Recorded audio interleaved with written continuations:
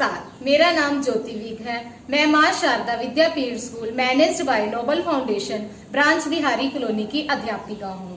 बच्चों, जैसा कि आप जानते हो कि कोरोना नामक महामारी पूरे विश्व भर में फैल चुकी है, लेकिन इसके चलते हमारे आदरणीय प्रधानमंत्री श्री नरेंद्र मोदी जी ने लॉकडाउन की घोषणा की थी और इस लॉकडाउन में अब कुछ छूट दी जा चुकी है, लेकिन इस छूट के चलते हमें काफी सावधानियां बरतने की जरूरत है। बच्चों, गोल्डन हार्ट ग्रुप की तरफ से जो मास्क, काढ़ा और साबुन आपको दिए गए हैं, आपने उसका उचित रूप से इस्तेमाल करना है। जैसे घर से बाहर निकलते समय आपने मास्क अवश्य पहनना है और किसी व्यक्ति से मिलने पर उचित दूरी बनाए रखनी है और अपने हाथों को साबुन से 20 सेकंड तक धोना है। शिक्षा के साथ साथ अच्छी सेहत का होना भी बहुत जरूरी है। अच्छी सेहत के लिए हमें योगाभ्यास करना चाहिए। इसके लिए इंडिया टीवी चैनल पर सुबह 7:55 से 8:30 बजे तक बाबा रामदेव जी द्वारा जो योगाभ्यास करवाया जाता है, उसको देखते हुए आपने योगाभ्यास करना है और उसकी फोटो खींचकर अपनी अध्यापिकाओं को भेजनी है। बच्चों, भारत और चीन के संबंध इस समय कुछ अच्छे नहीं चल रहे। इसके लिए हमें चीनी वस्तुओं और चीनी एप्लीकेशन का बहिष्कार करना है और भारतीय वस्तुओं और भारतीय एप्लीकेशन का इस्तेमाल करना है। नोबल फाउंडेशन एक ऐसी संस्था है जो आर्थिक रूप से जरूरतमंद बच्चों को शिक्षा प्रदान कर रही है। इस संस्था के 36 स्कूलों में 5100 जरूरतमंद बच्चे शिक्षा ग्रहण कर रहे हैं। तो बच्चों, आज 2 सितंबर दिन बुधवार का जो मैं कार्य लेकर आई हूँ, आशा करती हूँ कि आप उसे अच्छे से करोगे। तो चलिए आज का कार्य शुरू करते हैं। आज का विषय है मैथ्स। सबसे पहले हम नर्सरी कक्षा का कार्य शुरू करेंगे। नर्सरी कक्षा का कार्य है काउंट एंड मैच। काउंट का मतलब होता है गिनना और मैच का मतलब होता है मिलाना। हमने इन पिक्चर्स को गिनना है और इन नंबर्स के साथ इनको मैच करना है। तो चलिए हम शुरू करते हैं। जैसे ये है स्टार्स। स्टार्स को हमने इनको गिनना है। 1 2 3 4 5 6 7 8 9 10 11 12 13 14। ये कितने हैं स्टार्स? 14। अब 14 नंबर हमने इनमें से बच्चों ढूंढना है। कहां पर है 14? ये रहा। इसके साथ हमने इसको मैच करना है। ये हमने मैच कर दिया। इसी तरह बच्चों आपने सारी पिक्चर्स को काउंट करना है और इन नंबर्स के साथ आपने मैच करना है। इसके साथ ही आज का माता पिता का टास्क भी यही है। अब बारी है कक्षा एलकेजी की। एलकेजी का टास्क शुरू करेंगे। एलकेजी का विषय है फिलअप्स। फिलअप्स का मतलब होता है खाली स्थान भरना। ये जो बच्चों खाली स्थान दिए हुए हैं, ये आपने भरने हैं। जैसे ये लिखा हुआ है 1 के बाद क्या आता है बच्चों? 2, तो हम यहाँ पर लिखेंगे 2। 3 के बाद क्या आता है? 4, 5। इसी तरह बच्चों आपने ये सारे फिलअप्स अपनी कॉपी पर इसी तरह भरने हैं। यूकेजी का आज का टास्क है सब्ट्रैक्शन सम्स। सब्ट्रैक्शन का मतलब होता है घटाव। आज हम घटाव के सवाल करेंगे। जैसे ये लिखा हुआ है 4 में से हमने 2 घटाने हैं। कैसे घटाएंगे बच्चों? पहले हमने ये 4 लाइनें लगानी है। 1 2 3 4 लाइनें लगा ली। अब इसमें से हमने 2 काट देनी है। 1 2, ये 2 लाइनें हमने काट देनी है। अब कितनी बच गई? 1 2, ये 2 लाइनें बची। इसका मतलब 4 में से हमने 2 काट दिए तो कितने बचे? 2। हमने यहाँ पर लिखना है 2 हमारा आ गया आंसर। इसी तरह बच्चों आपने ये सारे सवाल अपनी कॉपी पर करने हैं। तो अब बारी है बच्चों कक्षा पहली की। पहली कक्षा का टॉपिक है संख्याएं लिखो 71 से 100 तक। बच्चों ये मैंने जैसे गिनती लिखी हुई है 71 से लेकर 100 तक, आपने इसको हिंदी में लिखना है। हिंदी में कैसे लिखेंगे? ये देखिए 71 71, जैसे हम बोलते हैं वैसे ही लिखेंगे। 72 73 74 75 76 77,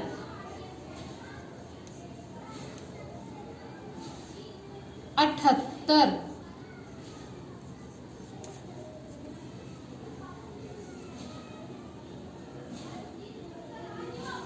79,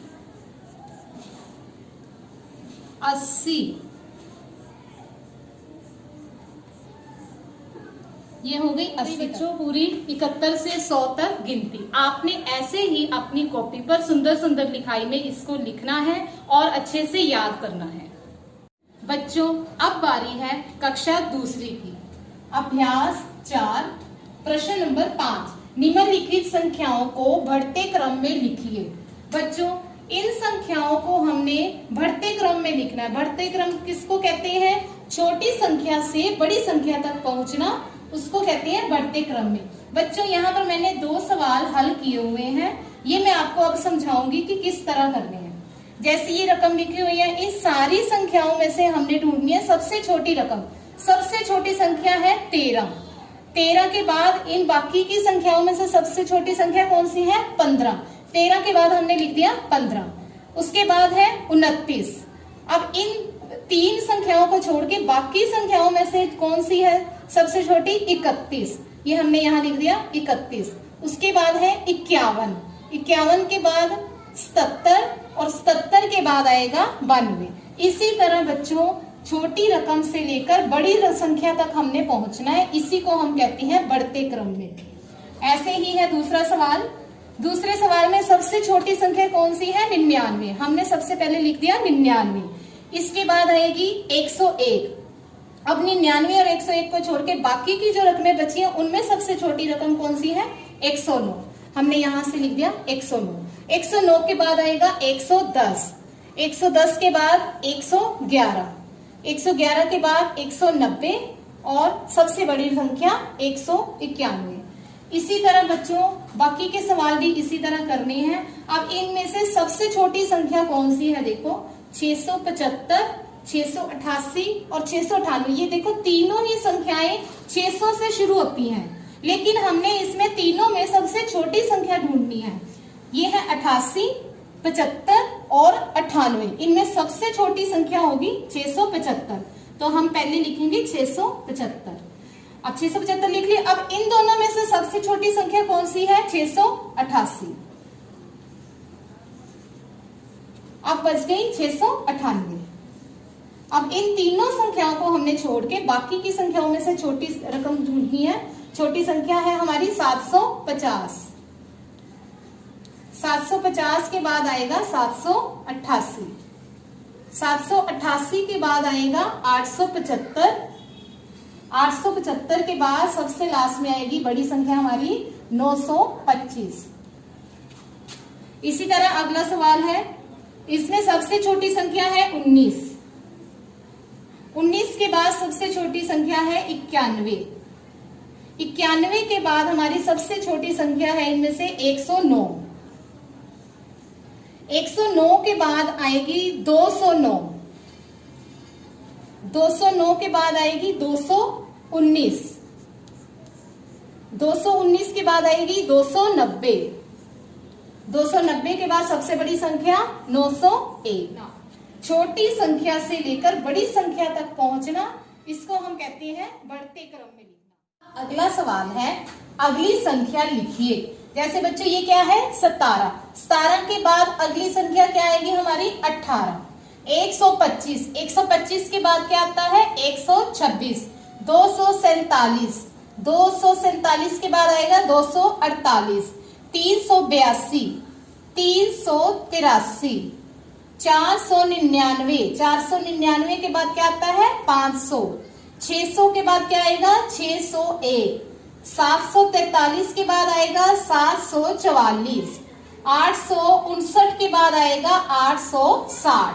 बच्चों इसी तरह आपने ये सारे सवाल अपनी कॉपी पर लिखने हैं। अब बारी है कक्षा तीसरी की। अभ्यास 2 प्रश्न नंबर 9, रिक्त स्थानों की पूर्ति करो। रिक्त स्थान जो है ये हमने भरने हैं। जैसे 7000, 4 सैकड़े, 3 दहाइयां, 6 इकाइयां। इसको हमने इकट्ठा करके लिखना है। कैसे लिखेंगे? पहले बच्चों हमने इधर लिखना है इकाई, दहाई, सैकड़ा, हजार। ठीक है, अब हजार के नीचे बच्चों, हजार के कितने हैं हमारे पास संख्या? 7000। हजार के नीचे आ जाएगा 7, इसका मतलब 7000। 4 सैकड़े, सैकड़े के नीचे आएगा 4। 3 दहाइयां, दहाई का अक्षर हमारा है 3 और इकाई का अक्षर है 6। ये हमारी रकम बन गई 7436।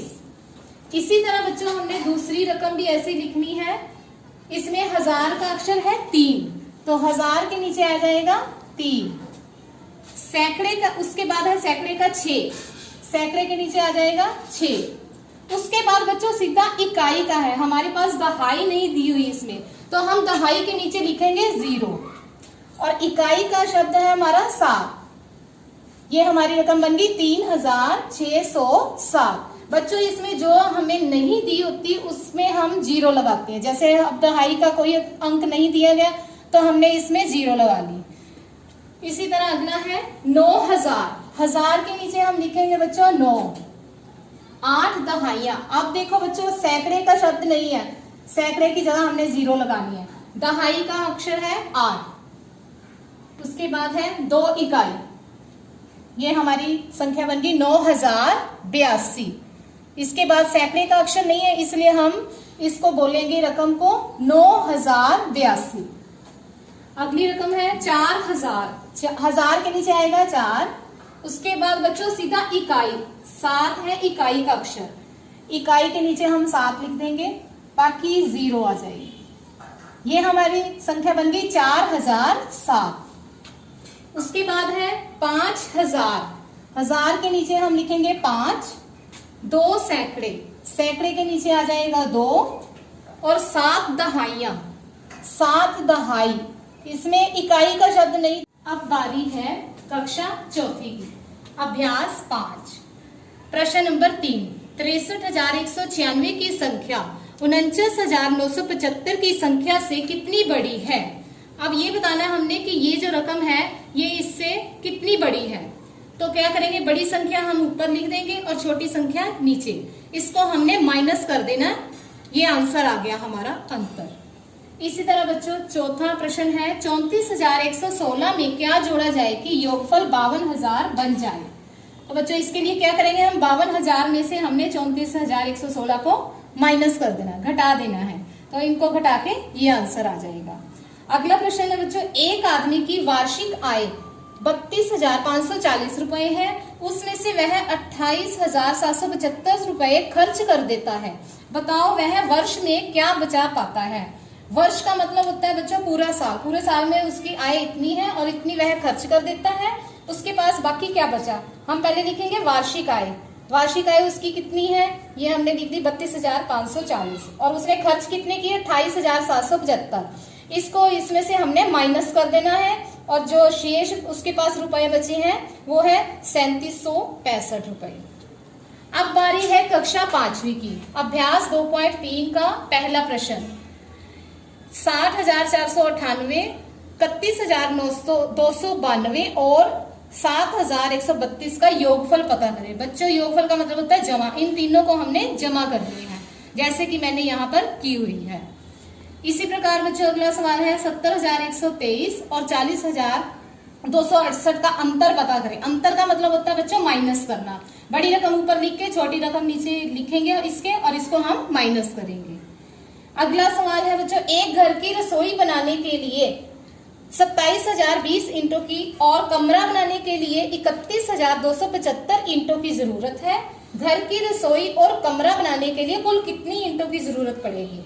तो रसोई के लिए हमें ईंटें चाहिए 27,020 और कमरे के लिए ईंटें चाहिए 31,275।